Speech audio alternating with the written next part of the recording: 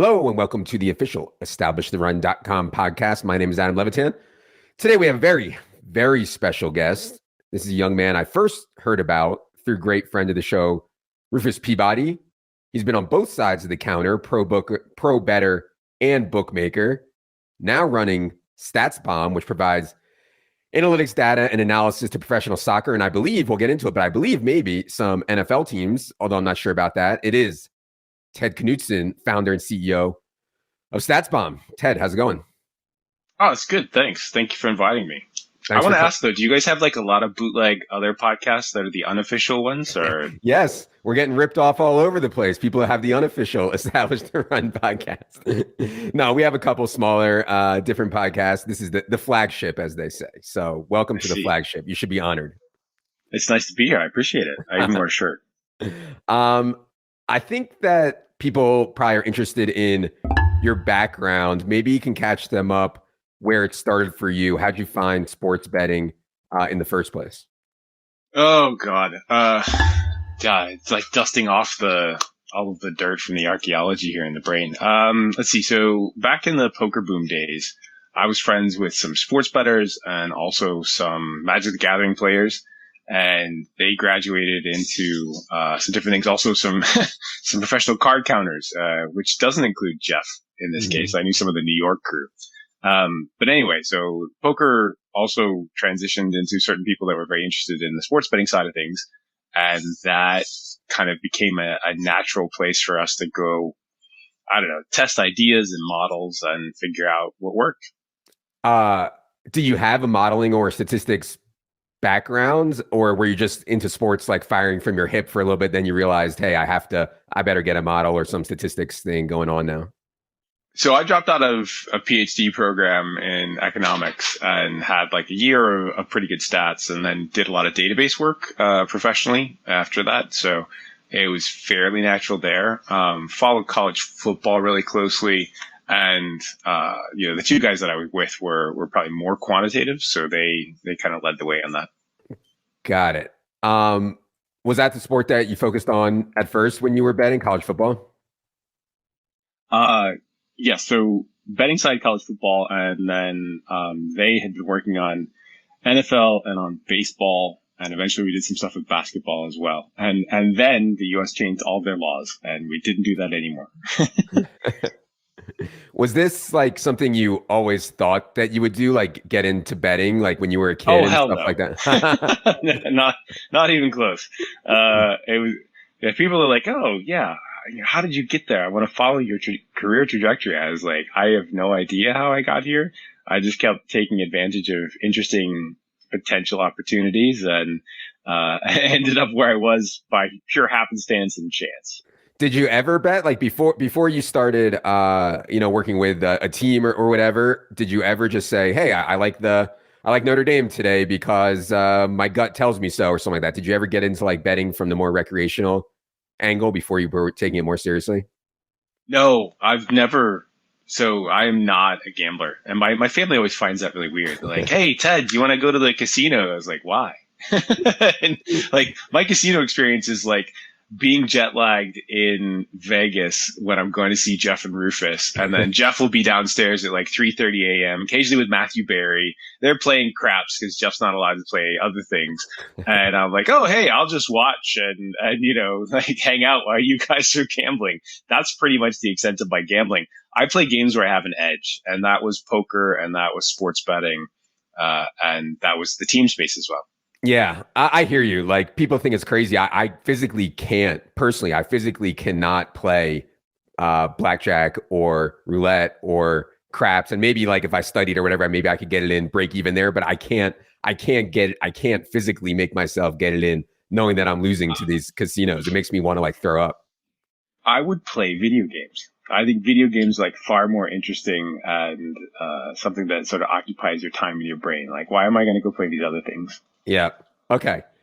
Somehow, I'm interested in how you made the transition here, but somehow you ended up at Pinnacle. For those guys who aren't familiar with Pinnacle, Pinnacle was widely known as the sharpest, or one of the sharpest books in the entire world. Maybe explain how you made the transition from betting to the other side of the counter, and was Pinnacle your first job on the other side of the counter? It was, yeah. So basically had been doing the gambling stuff for a couple of years, had been having a lot of success, and ended up, the laws changed. We had done some things with some alternate lines and mathematical derivatives with the managing director named Henry and a guy named Shane at Pinnacle. And so Zvi had been building relationships. Zvi is my gambling partner, or one of them. And at the time that they kind of left the United States market, they also had huge problems in hiring talented traders, which I didn't really know anything about. So Zvi got hired, and then I kind of came on board and was going to do a lot of the data work, and very quickly realized like how mom and pop old Pinnacle was. It wasn't that there weren't smart people behind the scenes. It was just that a lot of these kind of Caribbean books or old bookies like ran in a different way. And so over the course of 8 years, we rebuilt their entire product suite from a US facing thing to a more worldwide facing thing, built live gambling in like 2007, 2008, 2009 across a variety of different sports, rebuilt the entire tennis market in the world and changed how people bet on tennis. It was a lot of interesting product development. Soccer was like the hugest of the things that people could bet on in the rest of the world, but it also touched on a lot of American sports as well. And so that was pretty exciting times. Like it felt like there were infinite things that you could do, and learning on the fly as to how things operated from the other side was really interesting, but also kind of at one point it was humbling. At the other point, it was like, these guys are so backwards. I almost can't believe that they've been this successful. So yeah, when you say like rebuilt the entire tennis market, I'm curious what you mean by that. So tennis back in the day was just money line betting. And the problem that you have with giant money lines is like, it's not very exciting to bet in Rafa Nadal at the French. It just never has been, or Joker against most people or whatever.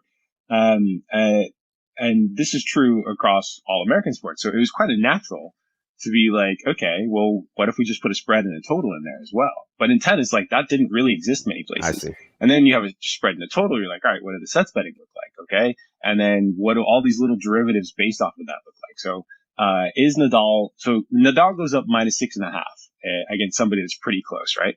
-6.5 on the spread means that he's going to win one set 6-3 and one set 6-2, and he wins. And if he wins it 6-3, 6-3, then the dog wins.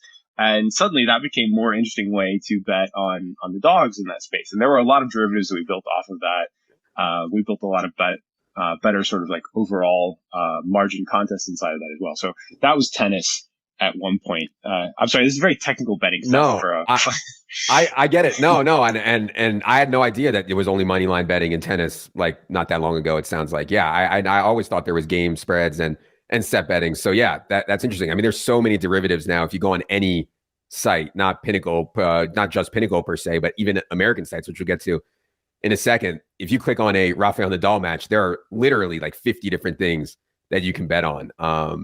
It's pretty crazy. That's because they copied us. Yeah. So it's okay though, you know. Yeah. Well, imitation is the sincerest form of flattery, whatever the saying is. So the derivative stuff sounds extremely complicated from a math perspective. Is that true? Do you have a strong math background, or how are you coming to all these derivatives? And I assume you guys thought at the time you could price these derivatives better than the market could. Oh, we were much better at that. So we actually won money while betting, pricing the derivatives better than everybody else. And so that was a fairly natural thing to take into the product space. The product space, so I wasn't like the maths person. I was kind of the person that figured out everything, but also did product design. And that's actually continued true into the Statsbomb space as well. So, you know, I usually let other people do a lot of the hard work on the math, but I do the applied bits. So like, where are the holes in the model? You know, what does it look like when we put this in practice? So for one of those cases in the gambling side, when we put things into practice, we put up NBA Live, and I would come into work at like 9 a.m. and I would work like 9 to 5, and then I would go home and I would have dinner, and I would come back for like maybe I worked 9 to 4, 9 to 3. I would come back and I would then work like 2 NBA games back to back on the live space. And when we offered live, like we didn't have a good data feed, so you had to offer it at commercial breaks. And you're like, okay, every single time commercial breaks, update the score. What does the next line look like? You offer it in that space. You know, what does the total look like? And then as soon as the commercial cuts out and it goes back to gameplay, then you take it offline. And so finding all of the spots where the model was starting to break, especially like sort of late in the fourth quarter, those were like part of the applied bits that I would do. The other part is like, how do we design better gambling products that people actually care about? Like not just something that we could figure out what the math looks like, but what do people want to bet on that's interesting enough to like be compelling? And so we did that. I remember fighting for a year to get us to do NBA Live, period, but also to get every baseball game up and have traders on the baseball games, every single one. It's not just let's offer occasional ones. You need to make sure that we've got this stacked right. So that was like, little battles that happened, but there's infinite stories from back in the day. Yeah, it's interesting. Like the NBA stuff, it occurs to me that maybe you do need some domain knowledge. I know there's like a lot of extremely quantitative bettors that think it doesn't matter what you know about a sport. You don't know what's going on. It strikes me that like you need to know what questions to ask in order to build the model. If domain knowledge helps you with that, would you agree? And do you think that for either side of the counter, like how important would you consider domain knowledge of the sport? So there's a combination of stuff going on here. One is, yes, you want to have a very good mathematical model.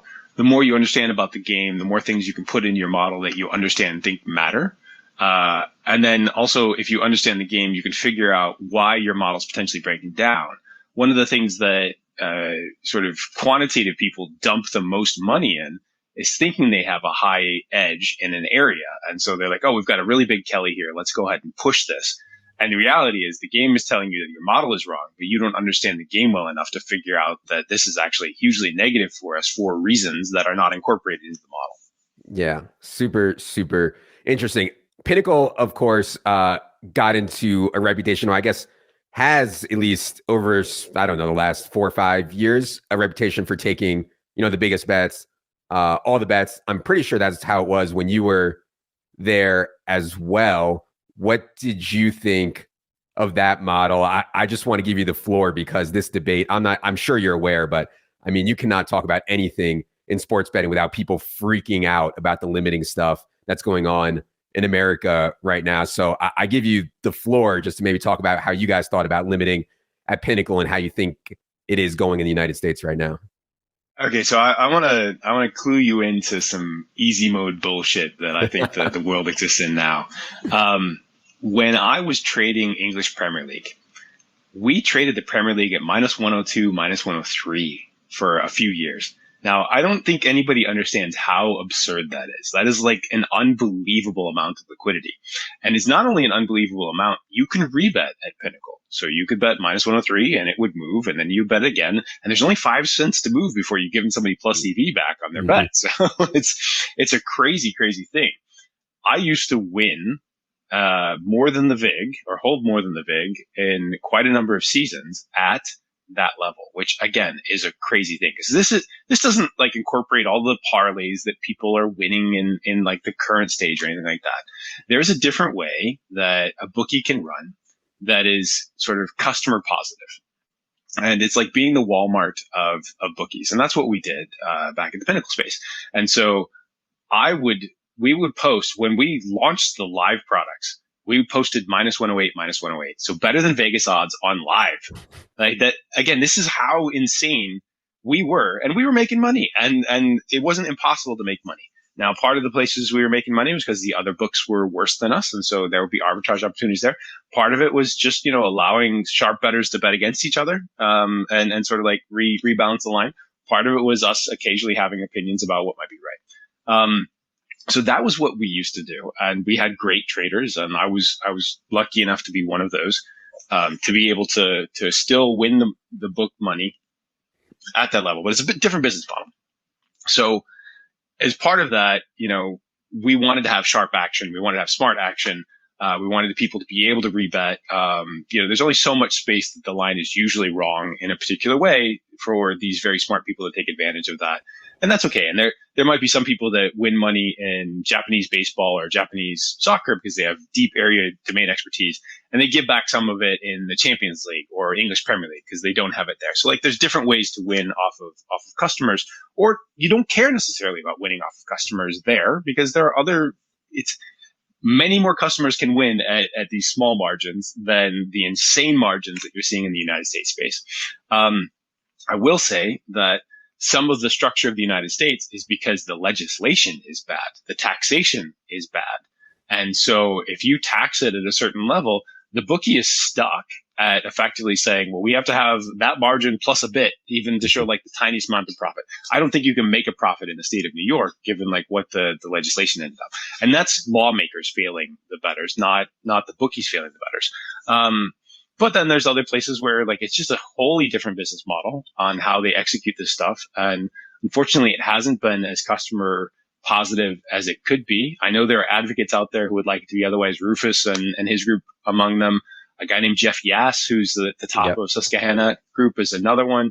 I don't know if it'll ever change or if that's only in the offshore space, but it would be nice if it were a place where it's a real game of skill. The bookies kind of take their small amount. You can engage in the skill, and then everybody gets to come into the pool. And the sharper the line gets, like the easier it is for the bookie to sort of like just take their margin on top of that. Yeah, I think people get confused on why you said I want sharp people. When I was at Pinnacle, I wanted sharp people to bet. At Pinnacle, we wanted sharp action, we wanted smart action. I think people get confused as to why you wanted that. Obviously, there's some value. There's a lot of value in getting your line into a sharper spot for the rest of the world to bet on. But I think there's maybe other ways you can use information that maybe people don't realize. So yeah, why do you want sharp action at Pinnacle and how do you use it? So one of the ways you want sharp action is to help sculpt the line to make it as good as possible. The better the line is, then the more likely that it's stable. And every marginal bet that you take off of that has usually a larger margin of EV for the bookie on top of it. So say you're at a 10-cent line, minus 105, which is pretty typical across a lot of the old Pinnacle products.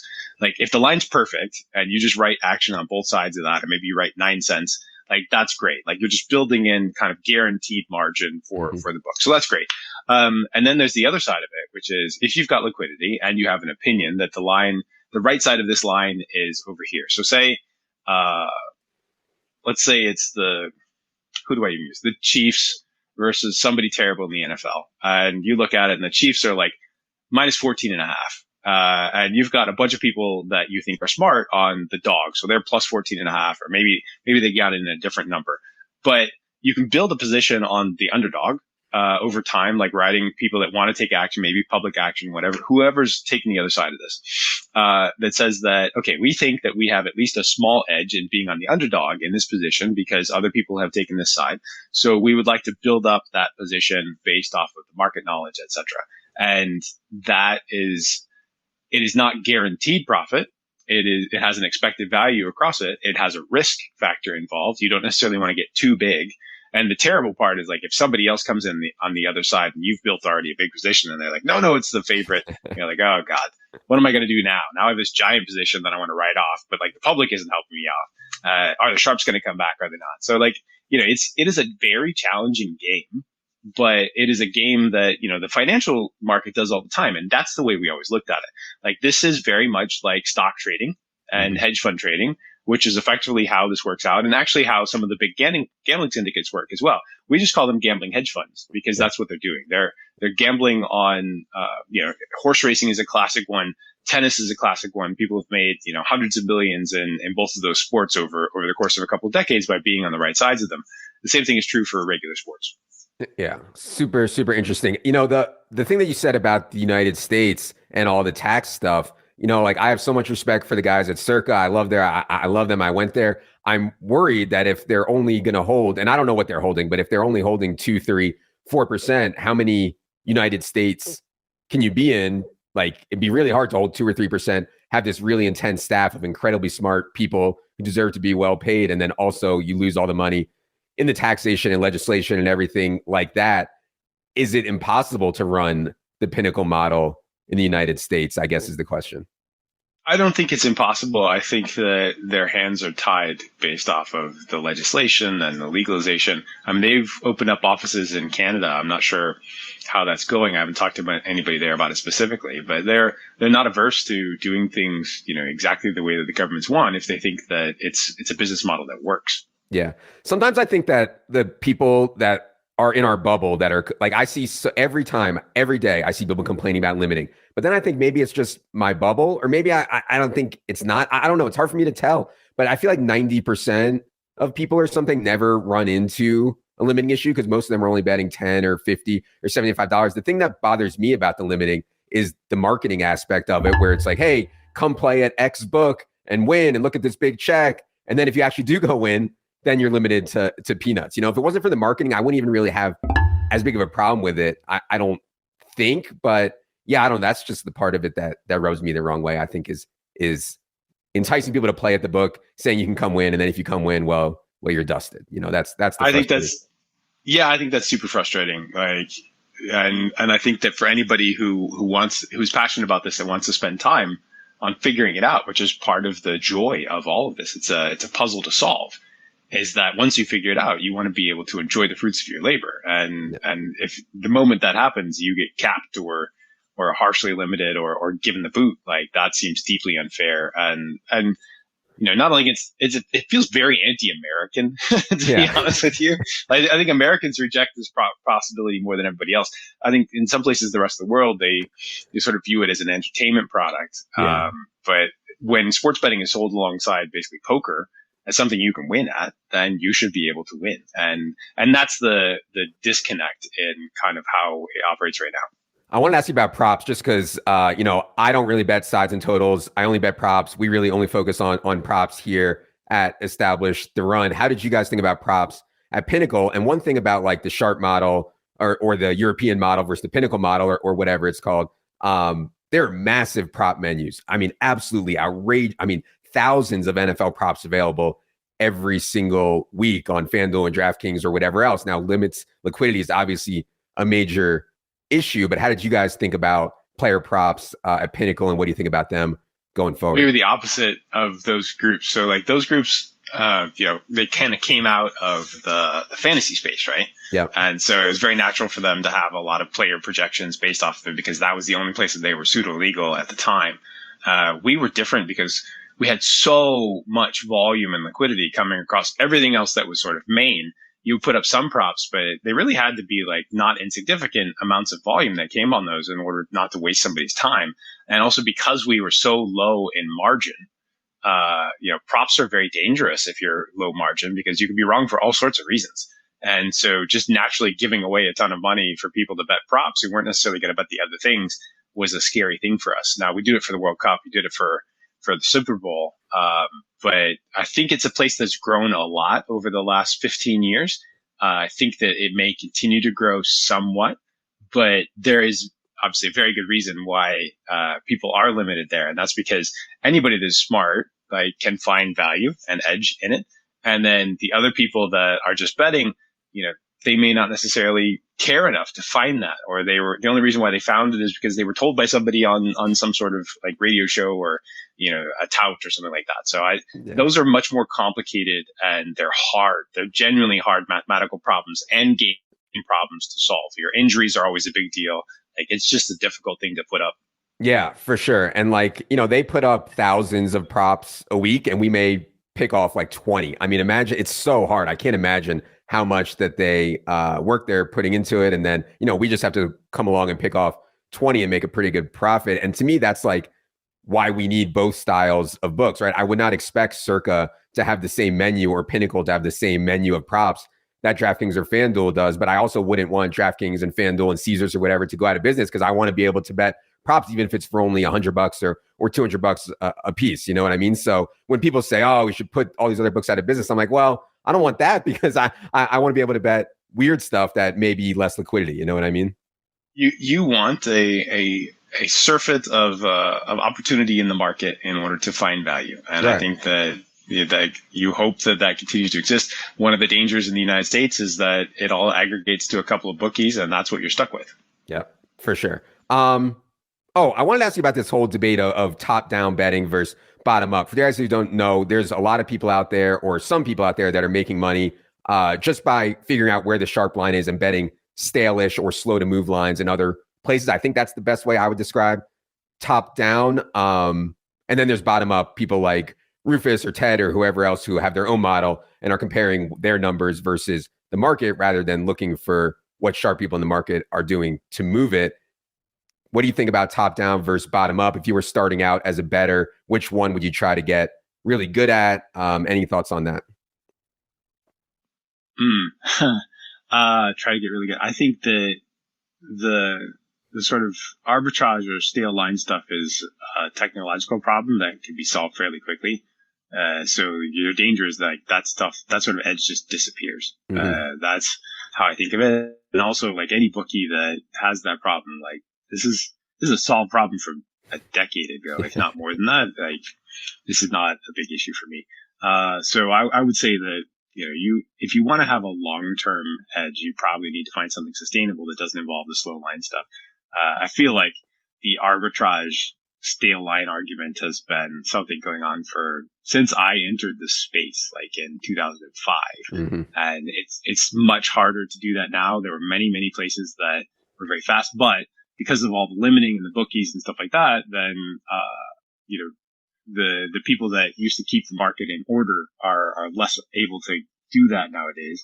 I don't have any sympathy for people like bookies that still have that problem. Yeah. But I don't think that it's a long-term edge that you can suspect to be there in 3 to 5 years. Yep.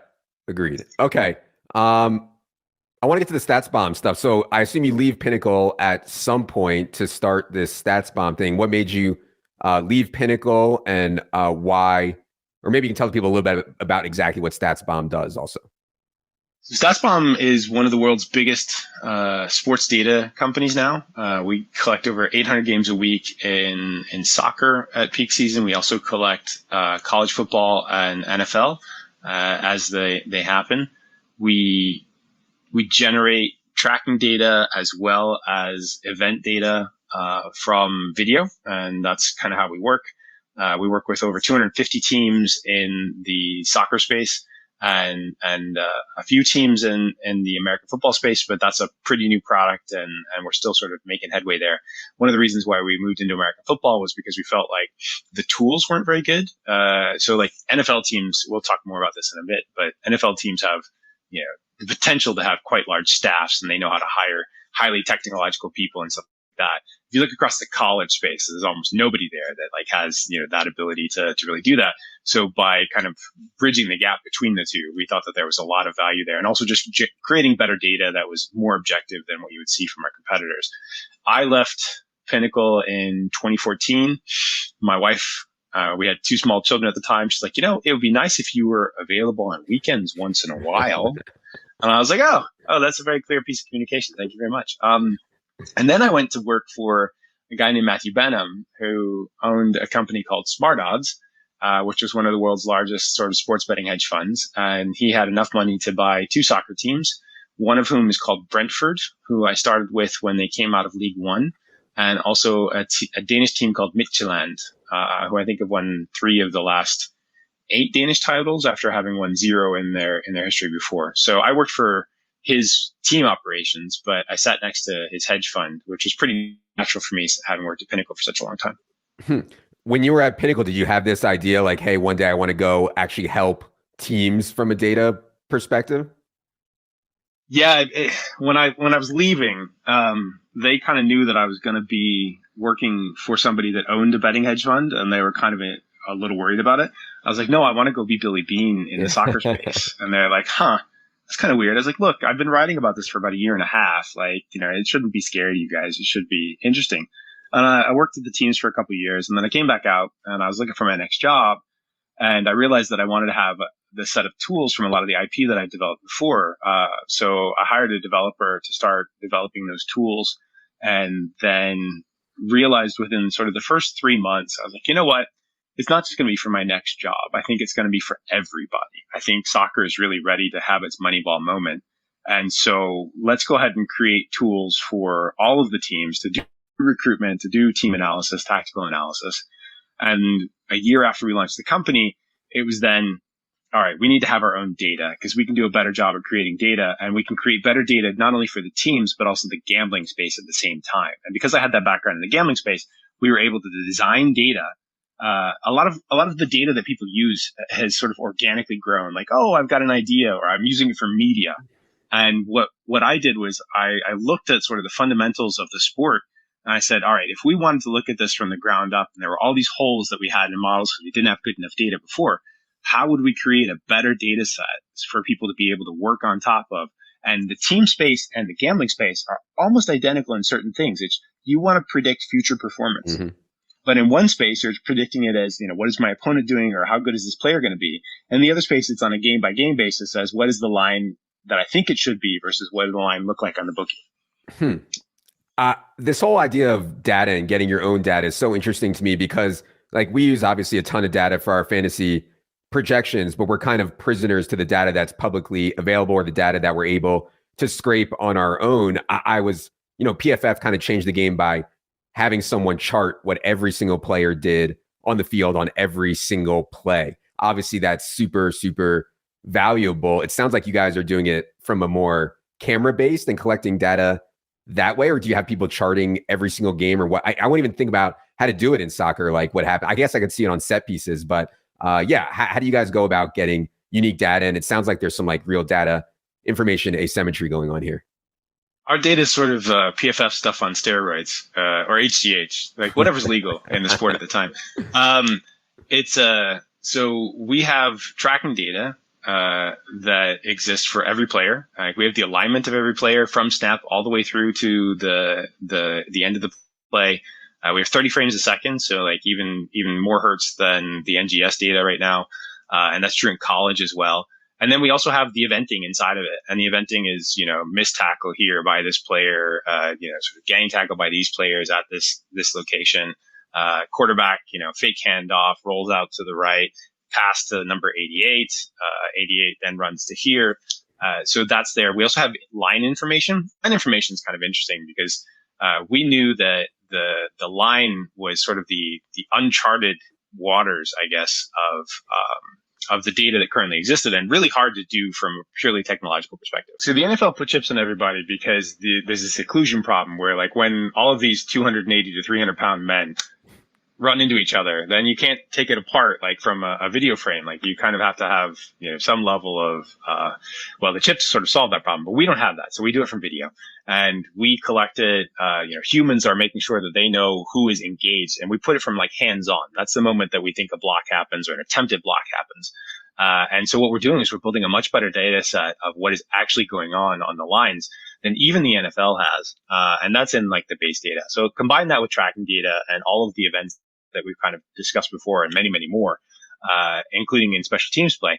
And what you end up with is probably the most robust data set for football, period. And we layer on sort of interactive tools on top of that with analysis tools. We do some visuals for like player profiles of like what type of player is this, and use it compared to the population so that you can then hopefully go into the transfer portal in particular and be like, oh yeah, we've known about this guy for 5 minutes, but he looks like our type of player. Let's go ahead and make him an offer. And honestly, when we talk to some of the college teams, transfer portal time is utterly insane. Like they have like 4 guys sitting there for 4 straight days waiting for anybody to pop in the portal so that they can figure out, do we want to make an immediate offer to this guy or not? It's nuts. Super, super interesting. Is the target only teams, or are you selling this data to the public, gamblers, fans, whoever, or is the market only teams? So we work with teams, we work with gamblers, and we work with media. Those are the 3 kind of main customer silos. We don't work with the public. We are a small group. Like it's hard for people to understand. Like we have 250 teams in soccer. We have 6 salespeople. So we keep it pretty tight. Being able to handle just the inbounds from academics is like too many. And so like in soccer, we give away free data. And in fact, we're going to give away some free NFL data toward the end of the summer. So keep on the lookout for that. You guys will be able to hopefully play around with some really interesting, robust season data. Interesting. So I guess I'll start with NFL. Where did you think, or where in your head did you think that NFL teams were the worst when it comes to analytics? I can think of a million examples, and I'm going to ask about some of them. But where did you think NFL teams were worse on the were the worst in, or at least are the worst in the analytics side of things? So it's kind of a relative thing versus absolute, right? Like if you're relatively better than everybody else, then like you win a lot of value out of the draft and out of free agency. Even like managing your cap better is kind of a big deal. So that's a tricky problem to parse, I will say. I do have knowledge from other sports, including we have former director of basketball research, Seth Partnow, Mhm. who is our director of North American sports. So and I worked in the soccer space for a long time as well, in the gambling space. So there are some teams, I would say probably half the league, that's like quite well invested in the analytics space. And I would not be able to criticize their work very well because I don't live that life. And I'm sure that they've run into interesting problems I have no idea about. And I would make some bad assumptions.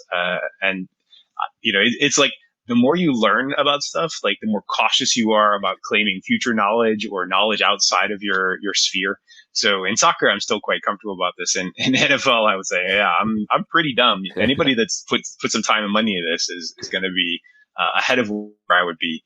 But there are a few teams that have like almost zero, and there was one that was basically zero invested in this, which I find to be incredible. Some of them have it because their coaches are still very good and control everything, and they feel like they don't need help, and maybe that's true. But they're going to be way behind at the point that that coach leaves, or sort of like everybody in the league sort of moves past them. So that's an interesting space as well. It's not a straight answer. I'm a little cautious on it because I'm still pretty dumb. I mean, people freak out about the fourth down stuff, right? That's like become the poster boy of analytics is fourth down. Should a team be going for it or should a team be punting? Everybody freaks out about that. But to me, there's so much other stuff that you can do with this kind of data or this kind of analytics. Like I think teams throw a fade route at the goal line way too much, but I have no data to prove. Like I have no data to prove that. I'm sure that could be proved. I also think that teams in short yardage throw too much. They should be running more in short yardage. I think they should be throwing less on 1st and 10. I mean, there's a million things that I could talk about, draft capital, salary, not drafting enough quarterbacks. Did you say the teams are throwing too much on 1st and 10? Are not throwing enough on 1st and 10. Okay, so I'm really confused here because what's the name of your podcast? It's an ironic shot, established as an ironic pun at the football establishment. I just wanted to bring this up for those people who are coming over and following me as opposed to like already natural listening to the pod. Maybe that's So I think that the fourth down stuff and the go for it or not go for it stuff is like binary, and that's a thing that everybody can argue about. But that actually has seen a lot of value picked up even in the college space. And so that one I think is probably not nearly as controversial. A lot of these teams probably have better models than the public models are as well. And sometimes like the coach does have genuinely better information or he knows what the model doesn't contain. And that's like a pretty big deal.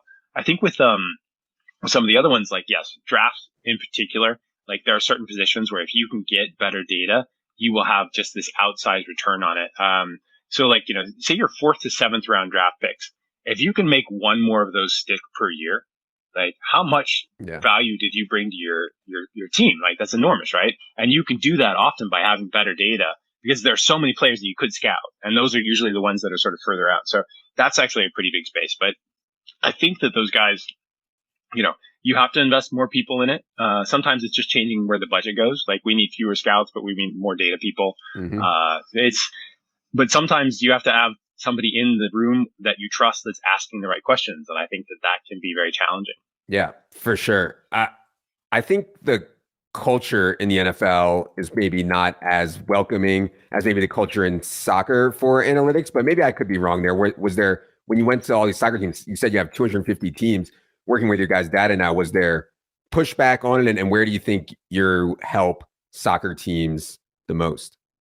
Oh yeah. So even despite the fact that I had been one of the people that was at Brentford, like we still did not have early success in convincing a lot of the old school people that this was the way, and so that was very deeply challenging. I think one of the things that helped out in soccer was Liverpool doing so well and then also talking about investing in this space and how it was valuable to them.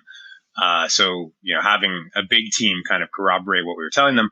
The pandemic also helped us out because teams couldn't get scouts in stadia anymore. And so they needed to have another form of information. And so at that point, you saw an inflection point where they just started investing a little bit in the data space. And then like more owners that came in when they changed things, they were rich because they had businesses that understood the value of data. And so this being another sort of business that did that. So I just wanted to push back on the idea that soccer, when I started in particular, like I was one of the pioneers in soccer analytics, especially in the public space. And despite that, like I still had a lot of difficulty trying to convince these people that it mattered. Thankfully, the world has changed a little bit there.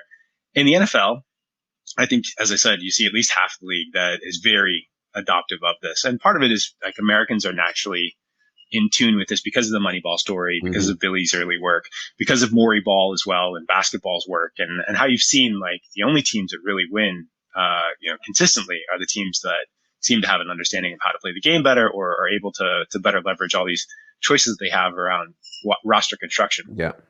In American football, the coaches have so much more power because it's such a coach-oriented thing. Like the play calling is coach-oriented. The draft is coach-oriented. They have like real depth of knowledge. And in some cases, they have to have super confidence in themselves in order to be able to do this. The slow thing has been finding external voices that can translate, that they will listen to, that now matter, right? But what you're seeing is the teams that are really good over time, 49ers being one, Patriots being one that would lie to you about whether they are ever interested in analytics, but we know that they were. Eagles. The Eagles, yeah. The Ravens, yeah. Those teams have invested quite heavily in that and reaped a lot of rewards. They will never talk about what they've actually done. Right. And in most cases, like you have to sign an NDA the moment you go inside of there, because they never want to give away any edges, but it is happening and they are seeing success because of it. I think it would probably make a big difference if the Patriots had been, like you said about Liverpool. Liverpool came out and said, we've been using this. It's been great for our team's success. If the Patriots during their run had come out and said, analytics is a huge part of what we do, maybe we'd be way ahead of where we are now but maybe their run would have ended earlier. Or maybe their run would have ended earlier. I heard you mention set pieces on Bet the Process. Is that like the number one spot for soccer teams? If they were thinking about data and analytics more clearly, they could gain. Is it set pieces, or is there something else that you really think is helping soccer teams? Well, tactically, it's set pieces. A bit like in the NBA, sort of the dunks and threes was important. So like that's a thing that's happening inside the gameplay. But in any sporting organization, the biggest place that you get benefit from data is in the recruitment space. And in soccer, you literally buy and sell players. So like that is like a very direct thing, and it's your biggest cost center. And that's true like almost any sport that you would conceive of. Find the best players for the cheapest prices first, and then like how do we then have leverage additional as we go up the chain? Yeah, man, this sounds a lot like DFS too. Maybe have you ever played DFS? You ever played any fantasy sports like daily fantasy, DraftKings or FanDuel? I fear you would be very good at it from listening to you. See, I just do it in the real world, and I used to tell people I play Football Manager except for real. And I used to play actual Football Manager, and it's the same sort of thing. Like I love Dynasty modes and stuff like that. I think that I would be too dumb to profit in the fantasy space. It's too far past me now. Yeah. The roster construction stuff is so fun though, for sure. Well, listen, it sounds like you're living the dream. I would love to one day be an actual manager of a team, at least on the roster construction standpoint. Maybe not the in-game stuff, but roster construction I find so fascinating. Many thanks to Ted for being here. I don't know if you want to be found, Ted, but if you do, tell the people where they can find you on Twitter or your website or anything else. Sure. So on Twitter, I am at Mixed Knuts, Knuts, which is my last name. And then my company is www.statsbomb.com, or statsbomb_FB is our American football one. We put out a lot of sort of weekly content now. We'll be putting out more player radars, more visualizations, especially around the season. And later this year, we'll announce sort of a free data set for people that are really interested in getting access to a lot of football data that they've never had a chance to touch before. We are interested, and we're willing to pay. We're interested, and we're willing to pay. So yes. Well, this is free, so like no payment on the first bit. This is your gateway drug, and then like when you come back, then we have a discussion around this. Perfect. We are interested for sure. All right. Appreciate the time, Ted. For producer Luke, I am Adam. Good luck, everybody.